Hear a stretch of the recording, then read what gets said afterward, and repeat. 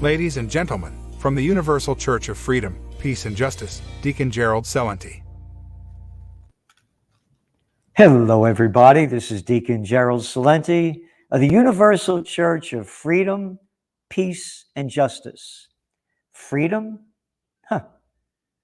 We won't talk about freedom. You're not allowed to have any freedom. You are not allowed to be free to think for yourself. If you think for yourself and question anything, the government or the officials say, you believe in misinformation. Peace? Why, how dare you? How dare you believe in peace? Don't you know that war is better than peace? Not a peep about peace. As the Ukraine war keeps heating up, not a war about peace. Oh, the United States just killed several people in Somalia. Well, they were bad people. The government said so, so they killed them. Oh, what's going on in Sudan? Oh, you mean the war going on there, where there are about 3 million people trying to leave the country? Who cares about Sudan? What's a Sudan? What's a Somalia? Who cares about a Yemen? We got Ukraine to worry about. If we don't stop what's going on with those Russians in Ukraine, before you know it, those dominoes will keep falling. And they'll attack all of Europe and then the United States. That's the lies they keep putting out. People have no idea how this war began, why it began. And again, we're totally opposed to Russia's invasion. Totally opposed. And totally understand why it happened. People have no idea about the United States overthrow the democratically elected government of Viktor Yanukovych of Ukraine in 2014.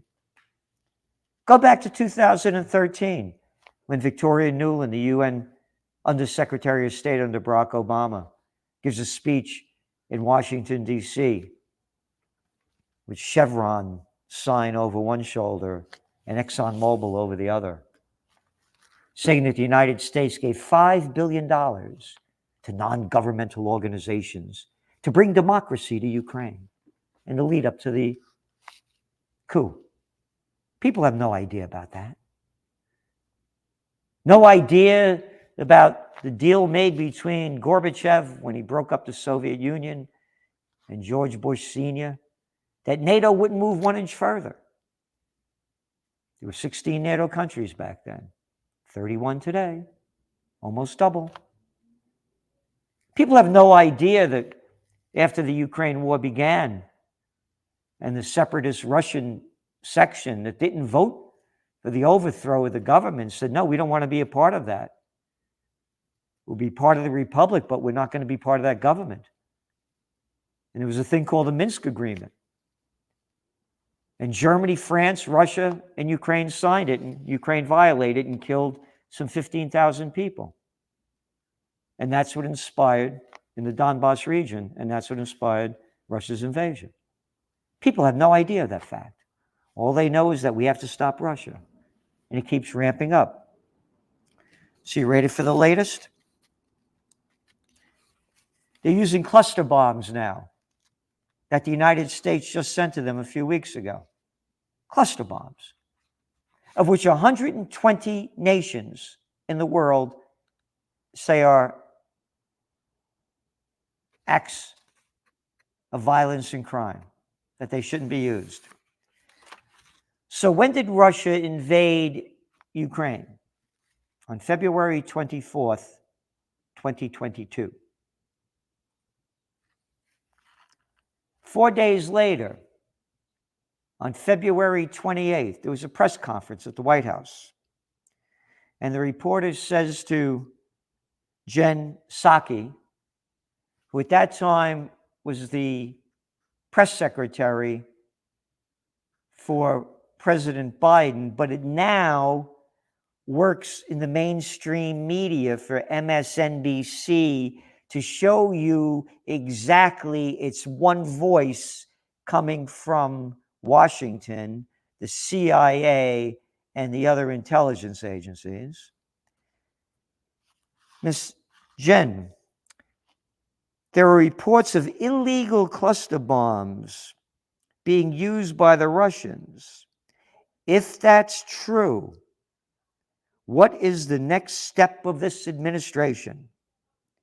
And is there a red line on how much violence will be tolerated against civilians in this manner that's illegally and potentially a war crime?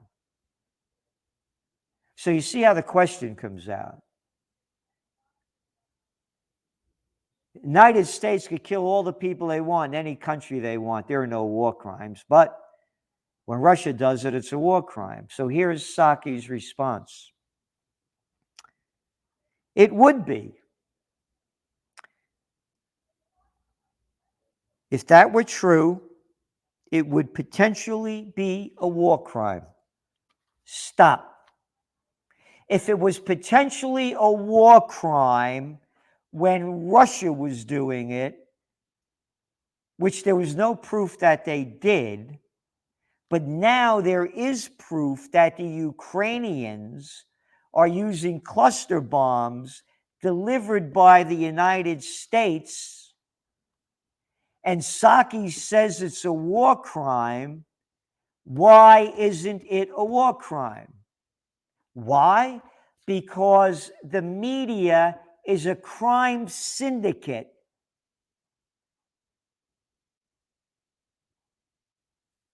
That only repeats the lies and propaganda coming from the media. And I know that firsthand. I used to be on all the media, but was banned when I came out against the Afghan war, the Iraq war.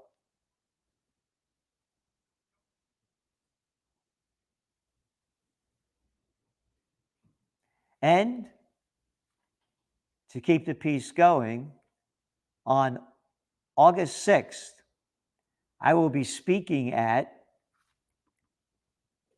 a rally in New York City. Starts at 1 p.m.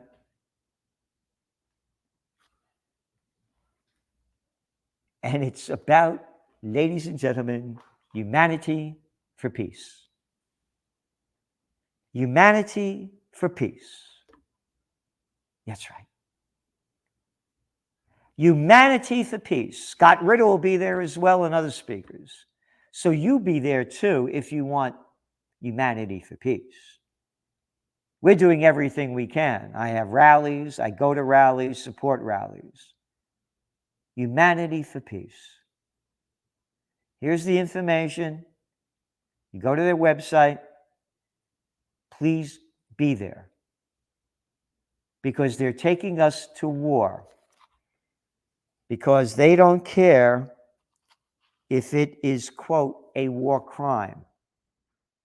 And the next crime will be nuclear war. It will be the end of life on Earth because we have demonic, evil people in charge. By their deeds, you shall know them. They could murder anybody that they want and give a reason for it. But a crazy person out in the street that murders somebody, they're a criminal.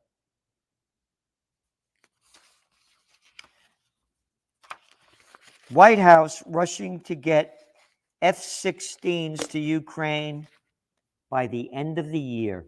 Isn't that nice? This is coming out just as we're speaking now from antiwar.com.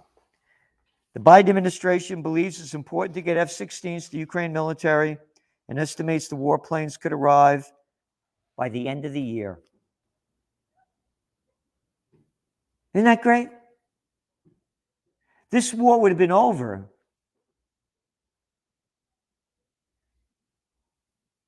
a year ago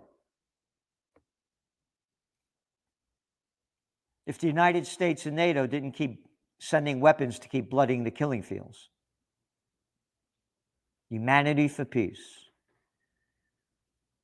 Are you a member of Humanity for Peace?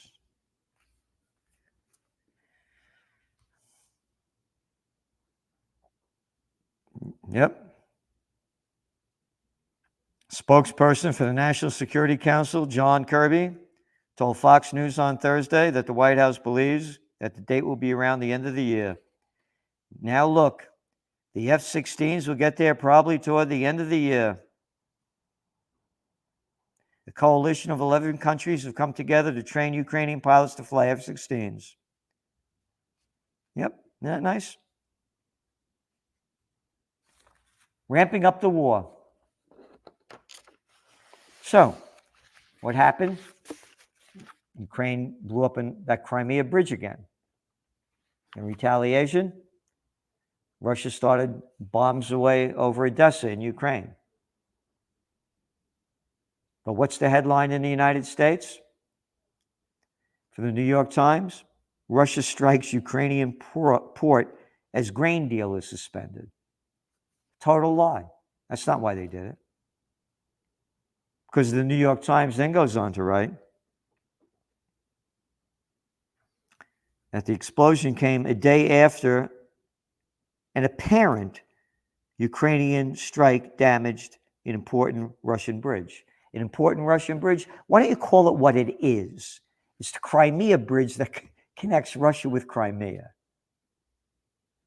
And over 96% of the people voted in Crimea when they had the coup in 2014 not to be part of Ukraine. So they didn't annex it. The people didn't want to be part of the criminal organization called Ukraine. That's just some of what's going on. The New York Times came out this week and said that the COVID-19 deaths, according to the Centers for Disease Control and Prevention, were overcounted by 30%. So if you died in a motorcycle accident, you fell off a roof, broke your neck, but if they tested you and you had COVID for it, you died of COVID. So now they're admitting to that. As we were writing about that, as it was happening, when they launched the COVID war back in January 2020, on Chinese Lunar New Year, the year of the rat, by March, when they started pumping all this up, we started looking at the data and listening to people, doctors saying no. People that they're saying that are dying of this are not dying from it. Yeah, they had a case of it, but they had pre-existing, very serious other conditions that were killing them. Pre-existing comorbidities. Again, fell off a motorcycle, you were dead. The official number of COVID-19 deaths is probably an exaggeration. This is a quote. Because it includes some people who had the virus when they died, even though it was not the underlying cause of deaths. That's a quote from the New York Times, but buried, not big news. Yep.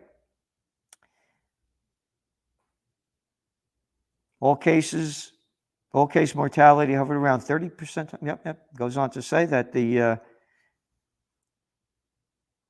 COVID deaths were overcounted by about 30% to begin with. So maybe it's even higher than that. And that guy Fauci said on NBC in 2020, there's absolutely no evidence that that's the case at all, when people were claiming that it was.